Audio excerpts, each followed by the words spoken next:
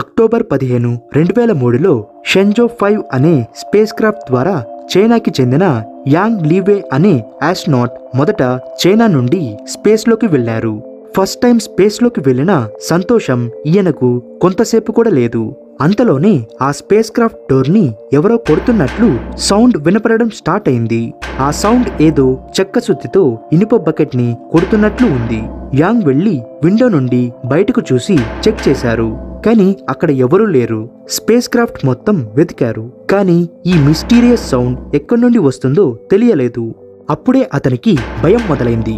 ఈ space craft 21 గంటల పాటు భూమి చుట్టూ 14 సార్లు తిరిగింది.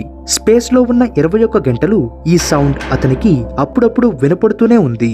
అసలు ఈ సౌండ్ ఎక్కడి నుండి వచ్చింది, ఎలా వచ్చింది అనేది ఇప్పటికీ మిస్టరీగానే ఉంది. ఈ మిస్టరీ గురించి ఫుల్ వీడియో కావాలంటే ఈ షార్ట్ కింద కామెంట్ సెక్షన్ ద్వారా నాకు తెలియజేయండి. త్వరలోనే వీడియో చేయడానికి ట్రై చేస్తాను.